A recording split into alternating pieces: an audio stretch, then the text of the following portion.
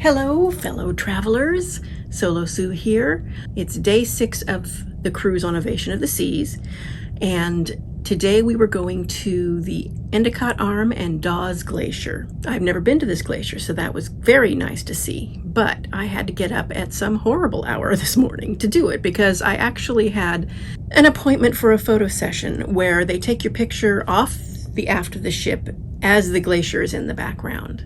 My appointment was at 7 or 7:15, and it's at the aft of the Windjammer, so it's deck 14. So what's going on deck today? Let's see. I had breakfast in the Windjammer. I did a duh today. So I was out on deck when I first got up and thinking, oh, it's not too bad out here. Yeah.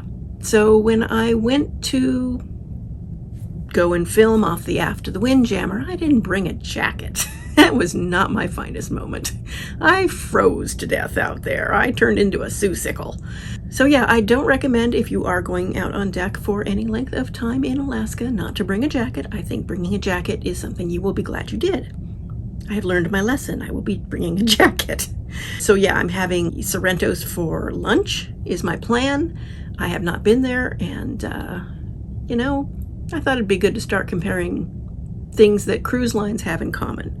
So I'm going to start comparing their pizza. I'm already comparing their steakhouses, and maybe their spas or some other things that they have in common would be fun too. If you have ideas, do let me know if you'd like to see comparisons of the cruise lines, because I have another Carnival ship booked, and I have several Princess cruises booked, and I may do another Royal, I'm not sure. I've got a Norwegian booked. I don't have any Holland America right now booked. But yeah, I mean, it's always good to sort of compare and contrast the cruise lines, and especially in the things that they are common with each other, so you can do an apples to apples comparison, and so that's what my plan is. Tonight is Captain's Table, and I've never done Captain's Table. They actually didn't offer it on the Carnival cruise I took a couple of weeks ago. Unfortunately, due to COVID, they didn't do that. So yeah, Captain's Table, we are meeting half an hour before in the Schooner Bar, and if you're familiar with Ovation, you know that Chops Grill, which is where they're doing Captain's Table, has the Schooner Bar right outside. And so I guess we meet there and have a drink, and then everybody does the Captain's Table thing. I don't know if this includes a kitchen tour or not. Some lines do, some lines don't, but it'll be interesting to find out. That's my plan. Solo Sue signing off.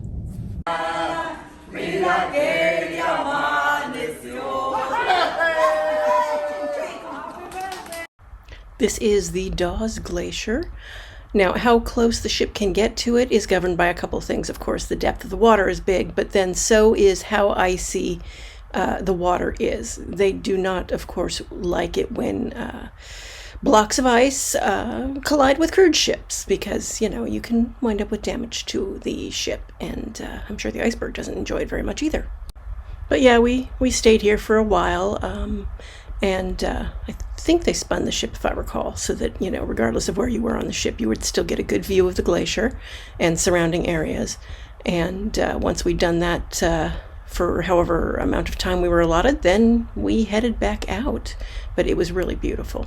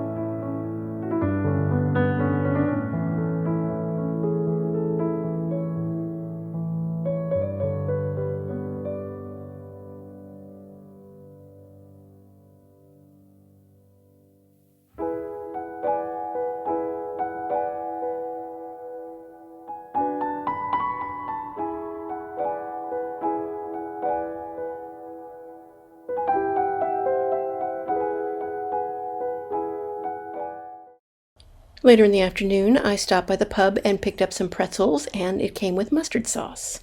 Very good. Hello, Solo Sue here. I have just gotten back from Chef's Table, which was amazing. There was a lot of food.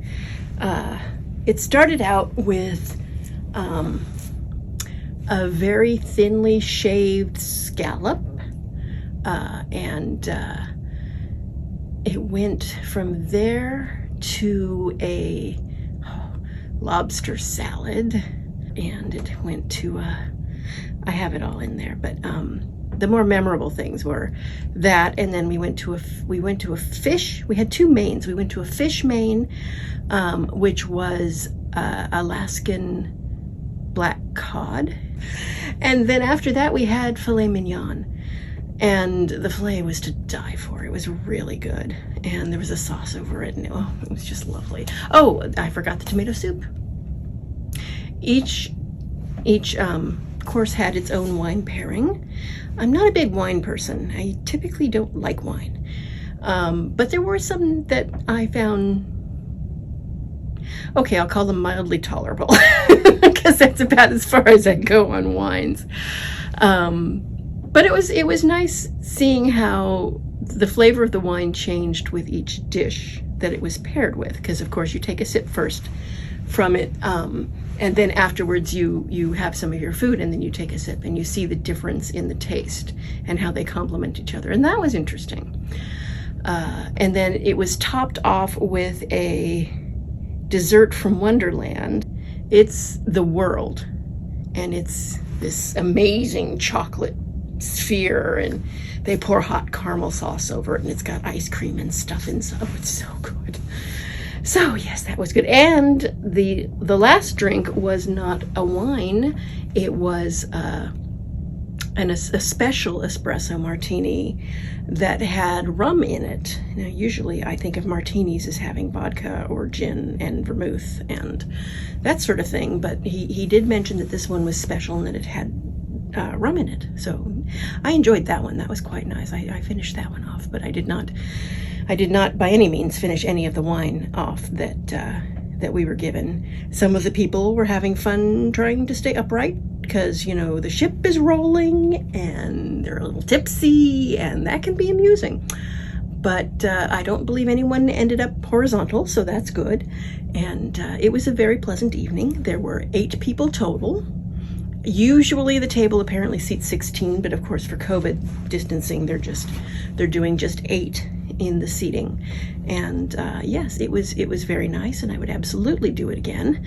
And I did not videotape much through that meal, just out of respect for the other people, but then all of us were taking pictures of our food, so I felt I could do that. And then I had the second sitting for my portrait session, and that was initially, so the first session was the pictures at the glacier, and then the second session was just in the studio, and the package is that you get 5 pictures, so you choose from all of the ones that you took, 5 that you want to keep.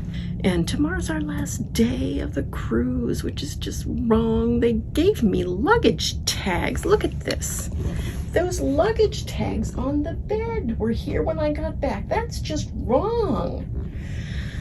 I mean, it means they expect me to like vacate my cabin and everything, and I don't think I've agreed to that. Oh well. I suppose, you know, if nothing else, I have to leave this cruise so I can go on another one. So we'll look at it that way. Remember the old celebrity, I think it was celebrity ads.